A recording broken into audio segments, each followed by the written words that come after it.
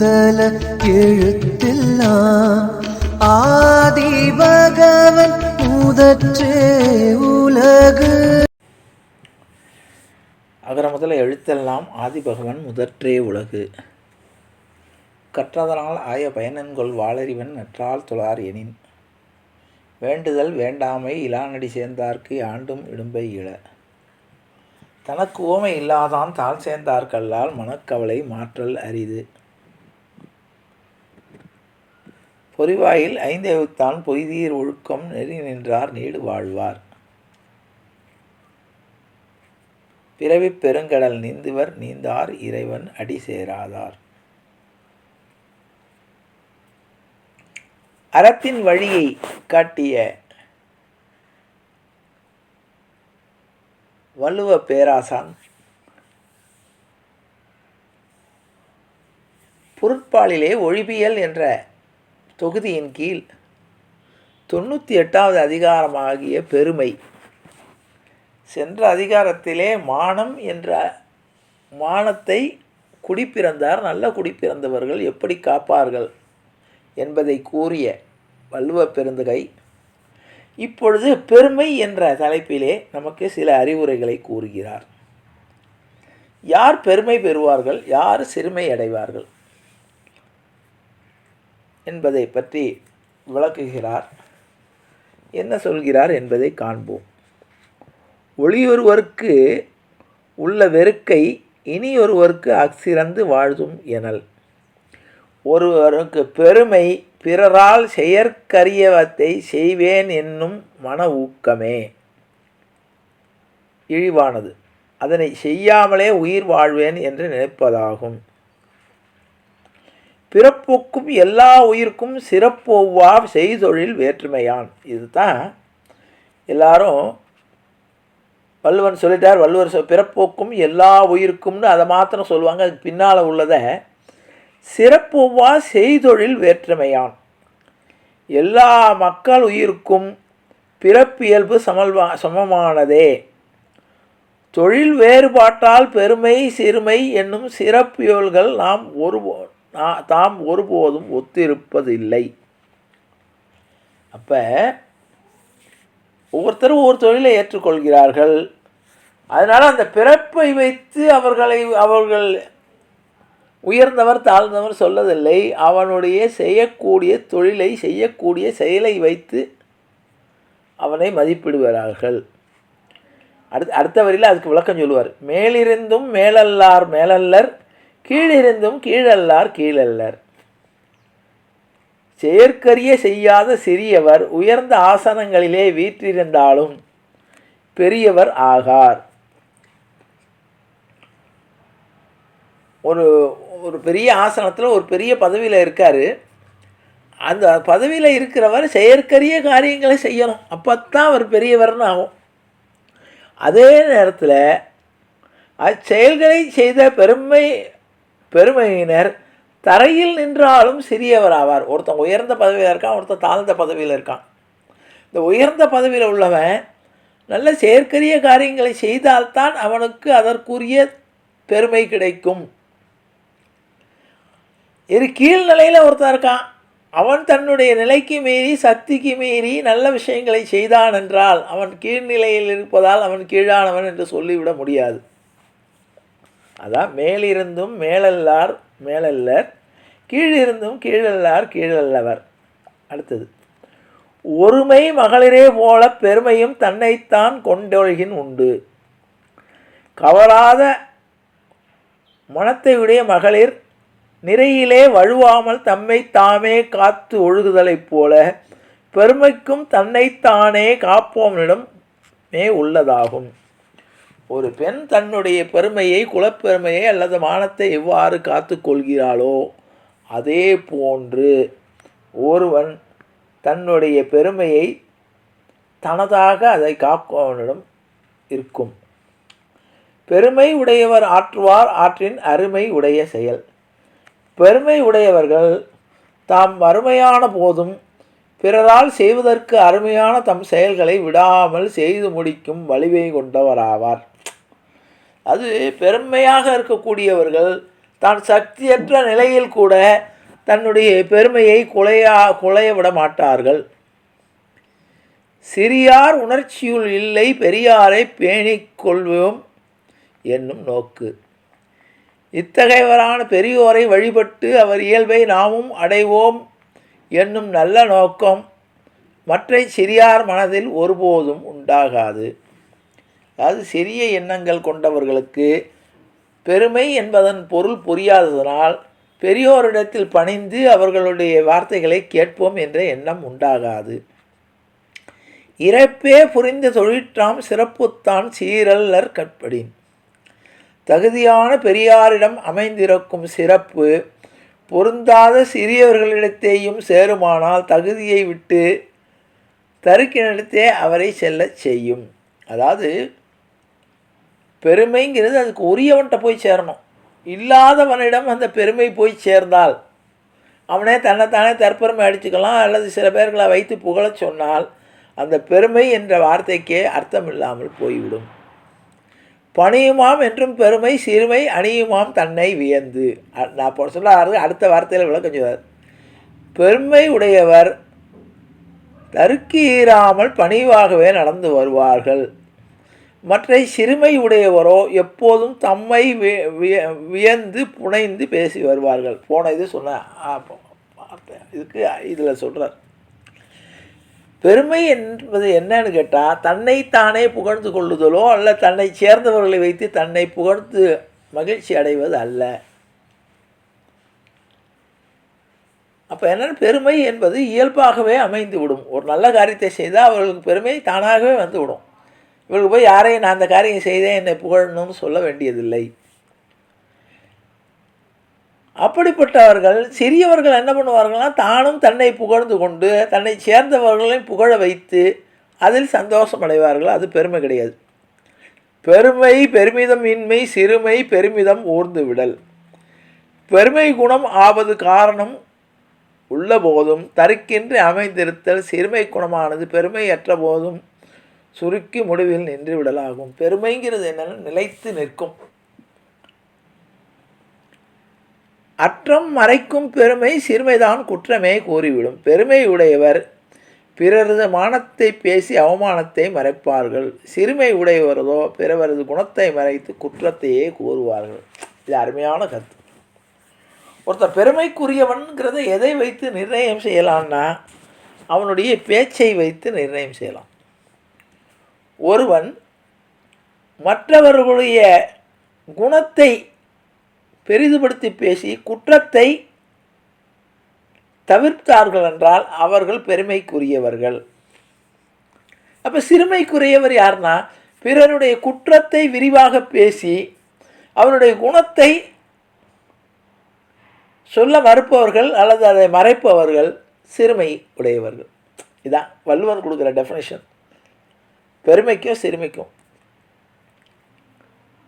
இன்னொரு இது பெருமைக்கும் ஏன சிறுமைக்கும் அவர்தம் கர்மமே கட்டளை கண்ணு வரும்.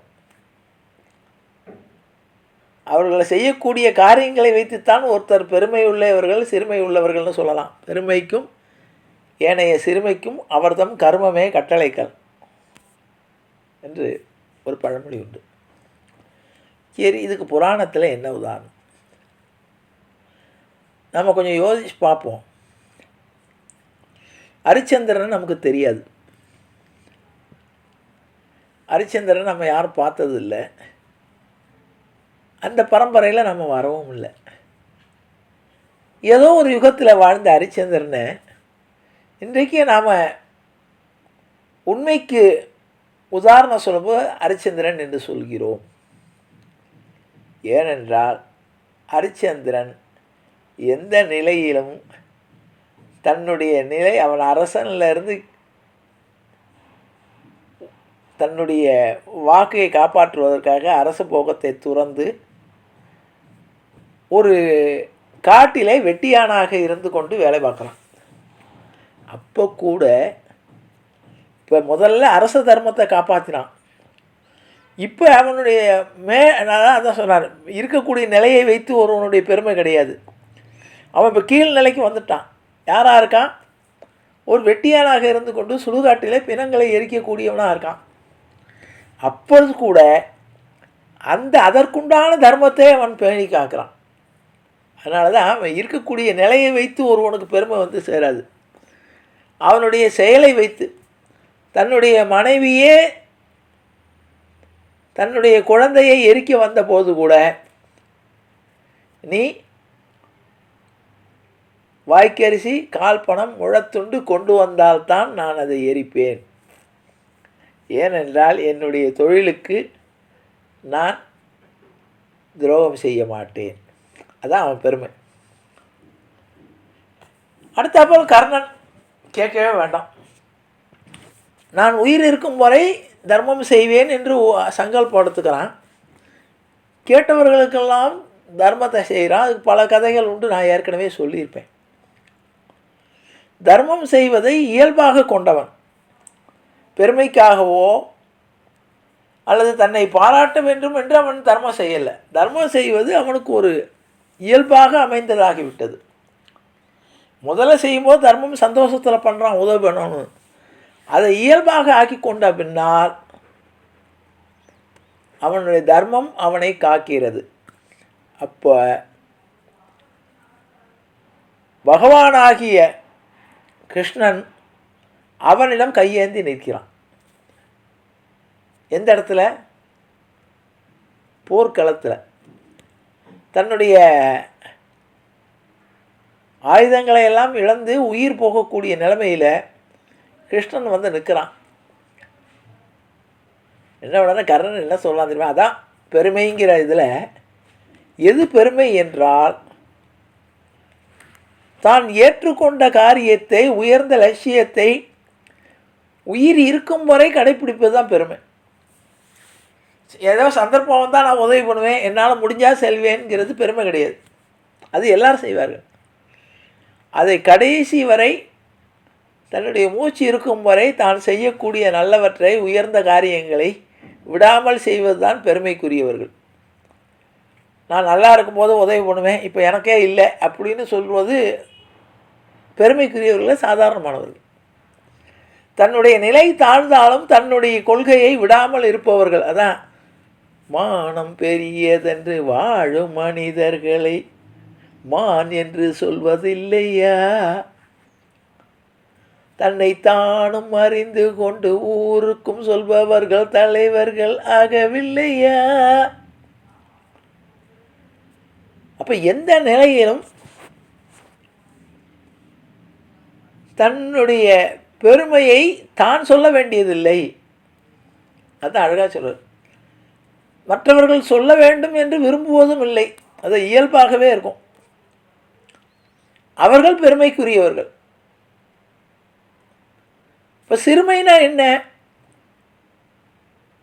தன்னை புகழ்வதற்காக தானும் தன்னையே புகழ்ந்து கொண்டு தற்பெருமை செய்து கொண்டு, அல்லது தன்னை பாராட்டக்கூடியவர்களை சுற்றி வைத்து கொண்டு இருப்பவர்கள் பெருமைக்குரியவர்கள் அல்ல. இது ஒரு வள்ளுவன் கொடுக்குற ஒரு தகுதி, குவாலிஃபிகேஷன். அடுத்தது, மற்றவர்களுடைய குணத்தை பெரிதாக பேசி அவர்கள் குற்றத்தை பொருட்படுத்தாமல் அவர்களிடம் உயர்ந்த குணங்களை பெரிதாக பேசுபவர்கள் பெருமைக்குரியவர்கள். இப்போ சிறுமைக்குரியவர்கள் யாருன்னு கேட்டால், மற்றவர்களுடைய குற்றத்தை பெரிதுபடுத்தி பேசி அவர்கள் குணத்தை கண்டுகொள்ளாதவர்கள் சிறுமைக்குரியவர்கள். தான் பெருமை சிறுமைக்கு வள்ளுவன் கொடுக்குற விளக்கம். அப்போ கிருஷ்ணன் போய் நிற்கிறான். கர்ணன் அந்த சாகக்கூடிய நேரத்தில் அந்தனர் வடிவத்தில் போகிறான். கிருஷ்ணன் கடவுள் வடிவத்தில் போகல. போய் கர்ணா, உன்னை தேடி நாட்டுக்கு போனேன், நீ கேட்டவர்களுக்கெல்லாம் இல்லை என்று சொல்லாமல் வழங்கு போவான். இப்போ இந்த நிலைமையில் உன்னை பார்க்குறேனே அப்படின்னு உடனே அப்போ கர்ணன் சொல்லுவான், சுவாமி நீங்கள் அதெல்லாம் சரி, இதுவரை நான் என்னுடைய உடம்பில் சக்தி இருந்தவரை எல்லோருக்கும் என்னிடம் இருந்ததை எல்லாம் வாரி வழங்கினேன். ஆனால் இப்போ கையேறு நிலையில் நான் என்னுடைய உயிர் போகக்கூடிய நிலைமையில் இருக்கேன். தயவுசெய்து இப்பொழுது என்னிடம் இல்லாத எதையும் கேட்டு கர்ணன் சாகும்போது மரணத்தின் தருவாயிலே தான் எடுத்துக்கொண்ட ஒரு சங்கல்பத்தை நிறைவேற்ற முடியாதவன் என்ற நிலையை என்னை ஆக்கிவிடாதீர்கள், ஆகவே என்னிடம் இருப்பதை எதை வேண்டுமானாலும் கேளுங்கள்னு. அப்போ கிருஷ்ணன் கேட்குறான், நீ செய்த, நானோ பிராமணன், எல்லாரிடையும் யாசகம் பண்ணி பிழைத்திருக்கிறேன், எந்த புண்ணியமும் பண்ணலை. என்ன கிருஷ்ணன் பகவான்ல, அவன் என்ன புண்ணியம் பண்ணுறது? ஆகவே என்னிடம் புண்ணியம் என்பதே இல்லை, நோ ஸ்டாக். நீயோ நிறைய தானங்கள் பண்ணி புண்ணியம் செஞ்சுருக்க, இப்போ அந்த புண்ணியம் தான் அவனை காத்துட்டுருக்கு. அந்த புண்ணியத்தை நீ செய்த தர்மத்தினுடைய பலன்களை எனக்கு கொடுத்து விடு, எனக்கு புண்ணியம் சேர்ந்து போகும், நான் கடைசி காலத்தில் நான் நல்லபடியாக மோட்சத்துக்கு போயிடுவேன். இப்போ சரி நான் செய்கிறேன், ஆனால் இந்த நடுக்காட்டில் இருக்கேனே, நான் இதை தண்ணீரை வைத்து தண்ணீர் மூலமாக தான் இந்த தானம் பண்ணணும். இங்கே நான் தண்ணீருக்கு எங்கே போவேன்னு தன்னுடைய மார்பில் இருக்கக்கூடிய அந்த அம்பை எடுத்து விட்டு மார்பிலேருந்து குருதி வழிகிறது, அதை எடுத்து கிருஷ்ணனுடைய கையிலே நான் செய்த, அதில் அழகாக வில்லிபுத்தூரார் சொல்வார், செய் புண்ணியம் யாவும் தந்தேன். நான் செய் புண்ணியம்னா என்ன, நான் செய்தது, செய்யக்கூடியது, இனி செய்யக்கூடிய முக்காலத்துக்கும் பொருந்தும் இந்த வார்த்தை. செய் புண்ணியம் யாவும் தந்தேன்னா ஏன்னு கேட்டால், இப்போ ஒரு தர்மம் பண்ணுறான்ல, இது ஒரு புண்ணியம் ஆகிடும்ல. பகவானுக்கே எல்லா தர்மத்தையும் சேர்த்து மொத்தமாக, அதாவது 100 ஒரு இதில் ஒரு தர்மம் பண்ணுறோம், 100 சேர்ந்து 1000 சேர்ந்துருச்சு, 1000 சேர்ந்து மொத்தமாக ஒரு தர்மம் பண்ணோன்னா இப்போ நான் செய்யக்கூடிய இந்த புண்ணியத்தையும் சேர்த்து நீயே எடுத்துக்கோ. அப்பொழுது கிருஷ்ணன் இவனுடைய கையிலேருந்து அந்த ரத்தம் கிருஷ்ணனுடைய கையில் பட்ட உடனே கிருஷ்ணன் உயர்ந்துட்டான் விஸ்வரூபியாக. கர்ணன் தொழுகிறான், அப்பா நீ என்கிட்ட வந்துட்டீங்க. இப்போ நல்லா யோசித்து பார்க்கணும், பெருமைங்கிறது அதான். கடவுள் சாமானியத்தில் யாருக்கும் எதையும் கொடுக்குறோம் இல்லை, பல சோதனைக்கு அப்புறம் தான் கொடுப்பான். கடவுளுடைய அருள் கிடைக்கணும்னு ரொம்ப தவம் கிடந்து ரொம்ப கஷ்டப்பட்டு தான் அவன் என்ன வேணும்னு கேட்பான். உனக்கு என்ன வேணும்னு கடவுள் கேட்குறதே பெருசு. இவன் கர்ணனிடம் வாங்கி, கர்ணனுடைய ரத்தம் கிருஷ்ணனுடைய கையில் பட்ட உடனே கிருஷ்ணனுக்கும் கொடுக்குற எண்ணம் வந்துருச்சு. அவன் கேட்டான், உனக்கு என்னப்பா வேணும் அப்படின்னு கேட்டான். கர்ணன் சிரித்து கொண்டே சொன்னான், பா எனக்கு என்ன வேணும்னு கேட்குற, உன்னுடைய திவ்யமான காட்சி கிடைத்து விட்டது, இதுக்கு மேலே எனக்கு என்ன வேணும்? நான் எத்தனையோ தவறுகள் செய்திருந்தால் கூட சாகும்போது என்னை காட்சி கொடுத்தா, வாலி அதை தான் சொல்லுவான், ஆவி போகும் வேலை தன்னில் அறிவு தந்து அருளினாய் மூவன் நீ முற்றும் நீ முற்றும் நீ முதல்வன் நீன்னு. நீயே எல்லாம் ஆனவன். எனக்கு இதுவரை நான் வாழும்போது நான் கற்ற கல்வி, எனக்கு இருந்த பலம், இதை நான் பெருமையாக நினைத்து கொண்டு இருந்தேன், என்னை ஜெயிக்கிறதுக்கு யாரும் இல்லைன்னு. ஆனால் அதர்மத்தின் வழியில் சென்றால் எப்படிப்பட்டவனாய் இருந்தாலும் கடவுள் அழித்து விடுவான். அதான் அழகாக சொல்லுவான் வள்ளுவன், என்பில் அதனை வெயில் போல காயுமே அன்பில் அதனை அறம். அறத்தின் நாயகனாகிய கடவுள் எலும்பில்லாத ஒரு புழு பூச்சி போன்றவற்றை எப்படி சூரியன் வதைத்து கொள்ளுமோ அதுபோன்று அறக்கடவுள் அவனை அழித்து விடும். அவன் எப்படிப்பட்ட சக்தி உள்ளவனாக இருந்தாலும். ஆகவே அதை சொல்கிறான், ஆவி போகும் வேலை தன்னில் அறிவு தந்து அருளினாய். நீ காட்சி கொடுத்த உடனே தான் எனக்கு இதுவரை நான் அறிவுன்னு நினச்சிருந்ததான், நான் கற்ற வேதங்கள் சாஸ்திரங்கள் இதை நினச்சிருந்தேன், அது கிடையாது. அதர்மத்தின் வழி நிற்பவனை கடவுள் ஏதாவது ஒரு வழியில் அவனை அழித்து தர்மத்தை நிலைநாட்டும். யதா யதாகி தர்மஸ்ய கிளானிர் பவதி பாரத அபியுஸ்தானம் அதர்மஸ்ய ததாஜானம் சிருஜாம்யகம். கண்ணன் கீதையில் தான் சொல்கிறான், யதா யதாகி தர்மஸ்ய கிளானிர் பவதி பாரத அபியுஸ்தானம் அதர்மஸ்ய ததாஜானம் சிருஜாம்யகம். எப்பொழுதெல்லாம் தர்மத்திற்கு பங்கம் ஏற்படுகிறதோ அப்பொழுது நான் பல ரூபங்களில் தர்மத்தை நிலைநாட்டுவேன். பரித்ராணாய சாதூனாம் விநாசாய சதுஷ்கிருதாம் தர்ம சம்ஸ்தாபனாத்தாய சம்பவாமி யுகாயுகே. எல்லா காலங்களிலும் தர்மத்தை நிலைநாட்டுவதற்காக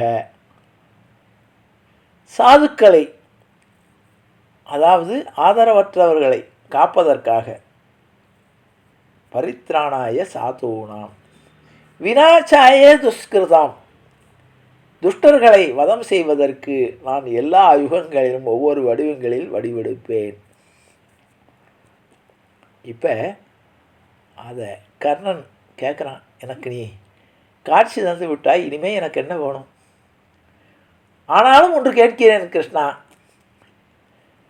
இதுவரை நான் எப்படி இந்த உயிர் இருக்கும் வரை நான் கேட்பவர்களுக்கெல்லாம் கொடுக்கக்கூடிய தன்மை படைத்தவனாக என்னை படைத்து விட்டாய். அந்த ஒரு நல்ல எண்ணம் எனக்கு இருக்கிறது.